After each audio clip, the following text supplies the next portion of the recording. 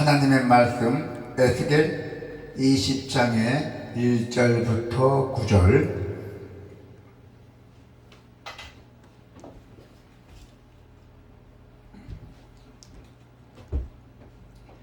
일곱째 해 다섯째 달 열째 날에 이스라엘 장로 여러 사람이 여호와께 물으려고 와서 내 앞에 앉으니 여호와의 말씀이 내게 임하여 이르시되 인자야 이스라엘 장로들에게 말하여 이르라.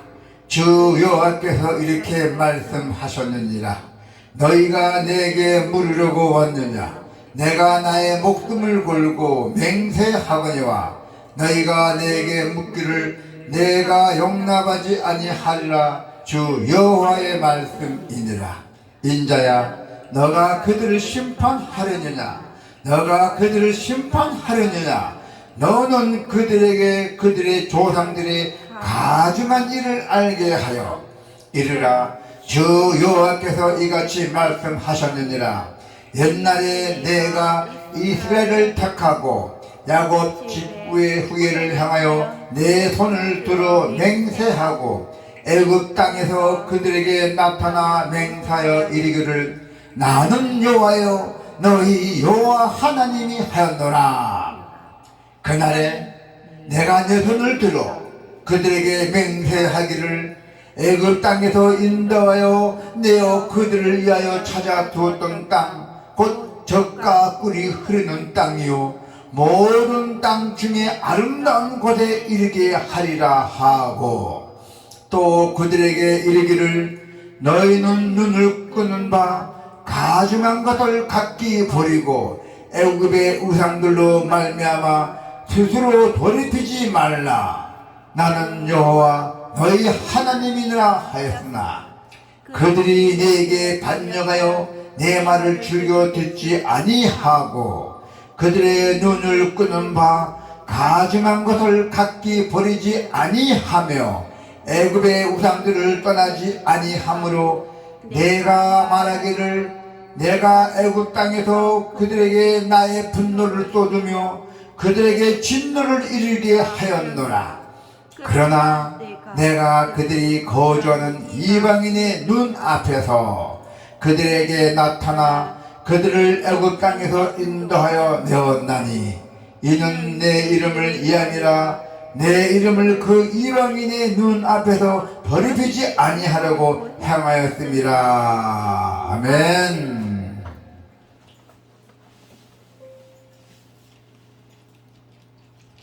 오늘 하나님의 말씀에 보면 겉과 속이 같아야 됩니다. 우리 마음속에 있는 거하고 바깥에 있는 거하고 똑같아야 된다는 것입니다. 우리는 겉과 속이 다른 것을 싫어합니다. 누구나 다 그렇습니다.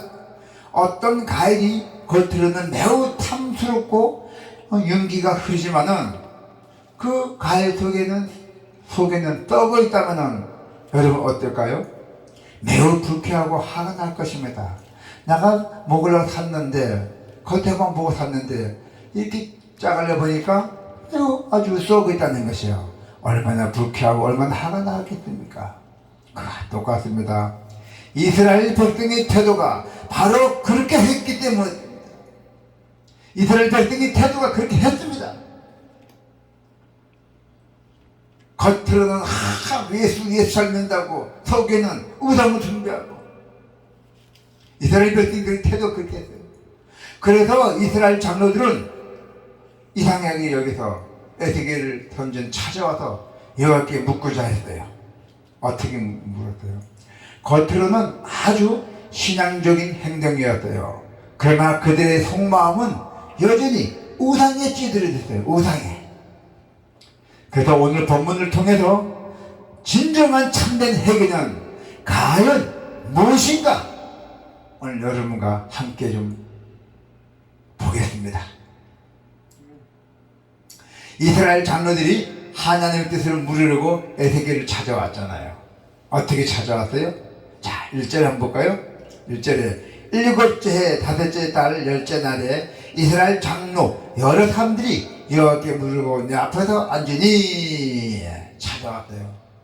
참 그 찾아온 자체는 좋은 일입니다. 장로들이 찾아왔던 자체가.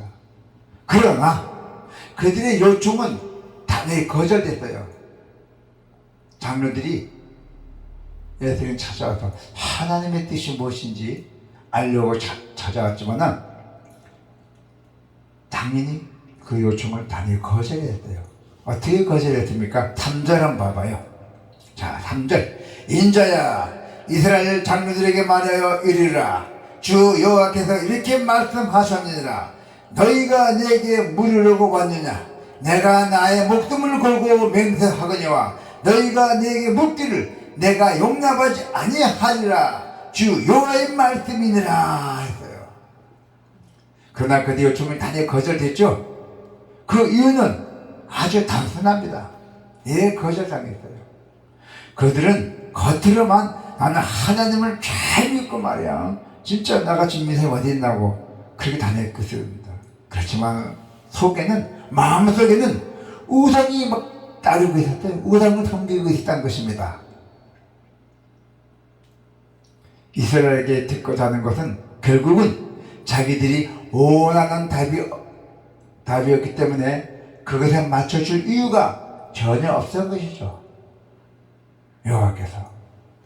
그래서 하나님은 우리의 말보다 마음의 중심을 보고 계십니다.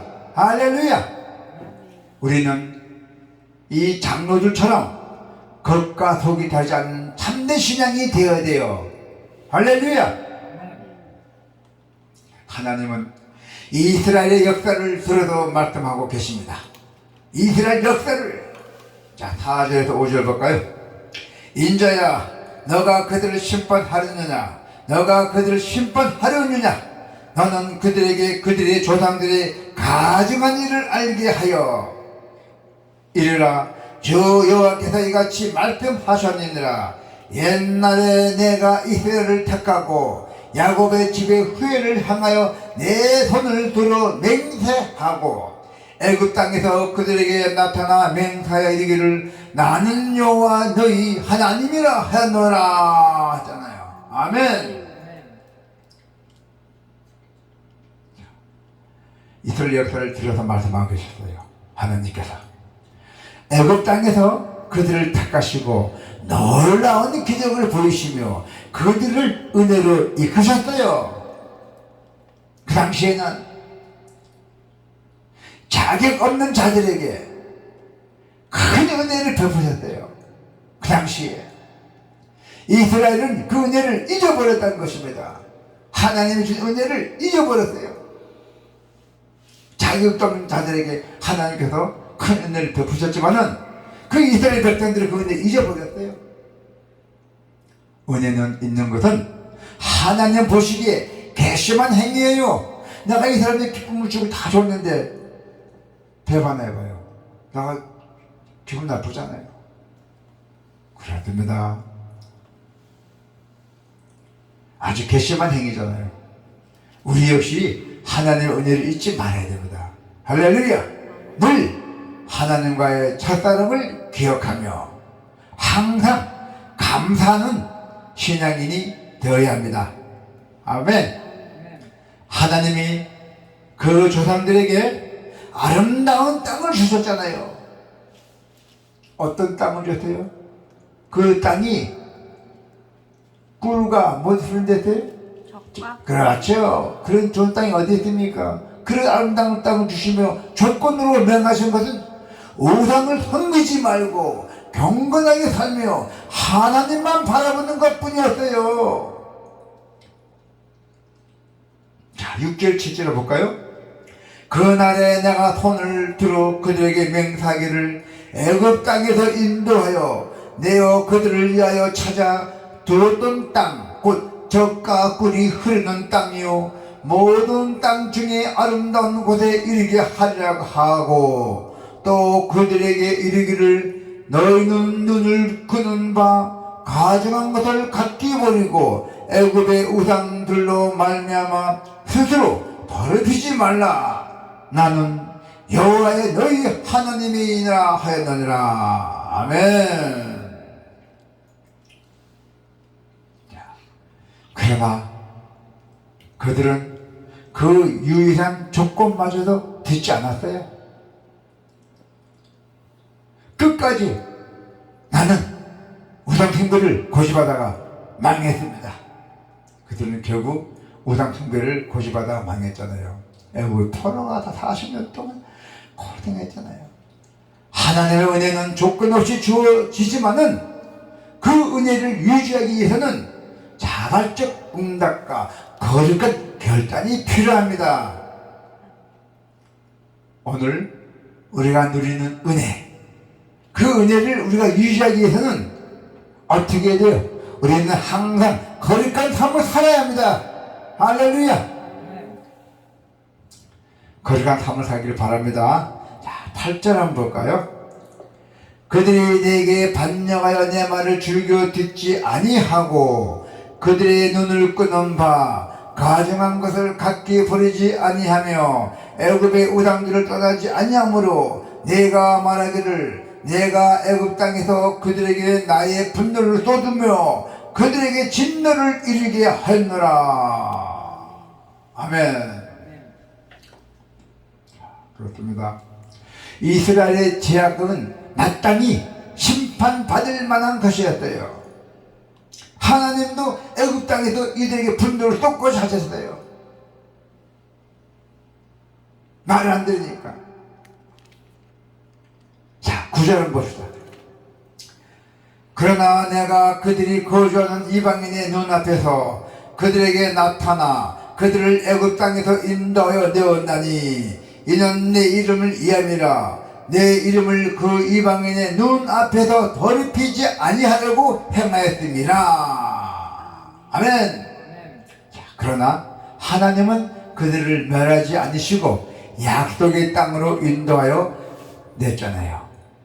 어떻든 간에 많은 걸 베풀었어요. 이것이 하나님의 이름이 이방인들 가운데 욕되지 않기 위함이었어요. 하나님은 공의이시기 때문에 죄악을 그냥 두지 않습니다. 죄악은 동시에 자기의 이름을 위하여 인내하시고 작을 베푸고 계셔요. 하나님께서는 우리 역시도 하나님의 백성이라는 이름을 가지고 있습니다. 여러분들도 하나님의 백성이라는 이름, 천국의 시민이에요. 천국의 시민. 여러분들은 미래의 천국의 시민이에요. 우리 강릉시장은 강릉 시민이지만은 여러분 미래의 천국의 시민입니다. 얼마나 축복받은 분입니까? 그리고 하나님의 백성이라는 것이 우리를 통해서 하나님의 이름이 영광을 받을 수가 있고 때로는 모욕을 받을 수도 있습니다. 우리가 오늘 누리는 그 이 평안한 삶을 당연한 것이 아니라 오직 하나님의 자비 때문에 이렇게 평안함을 살고 있습니다. 우리가 아침에 눈 뜨는 것도 감사하잖아요. 밤샘 안녕이라고 하시죠. 밤샘 안녕. 밤샘 안녕이 뭔 뜻이요? 여기서 밤샘 안녕. 많이 들었을 텐데 자다가 죽는 거야. 자다가. 그게 밤샘 안녕이야. 오늘 좀 멋지게 지내다가 자고 나니까 죽었어. 그게 밤샘 안녕이야. 이거 밤샘 안녕 안 된 거 봐도 참 감사합니다. 이렇게 심하게 일해도 아픔 없이 하나님 앞에 나와 예배드리면 또 힘이 돋고 이것이 바로 성령의 마음 그래요. 그래서 우리는 우리를 통해 하나님의 이름이 영광을 받을 수도 있고 모욕을 받을 수도 있습니다. 자, 오늘 누리는 평안한 삶, 그리고 평안은 다른 게 아니에요. 순간의 평안도 있지만은 영원한 평안도 있어요. 영원한 평안은 천국이고 순간에 여러분은 순간의 평안을 살고 있어요. 평안할 때가 있고 또 기분 나쁠 때 있고 많이 있어요. 하나님의 자비 때문에 우리가 기억해야 돼요. 하나님의 자비, 하나님의 우리 은혜 주신 걸 기억해야 돼요. 그리고 그 자비하심에 항상 감사한 삶을 사도록 해야 된다는 것입니다. 하나님은 여러분들을 기다리시는 분입니다. 무신론 자도 기다리시는 분입니다. 이스라엘의 타락한 역사를 분명히 기억하시지만은 그 기억은 심판을 위한 것이 아니라 회복과 자비를 베푸기 위한 것입니다.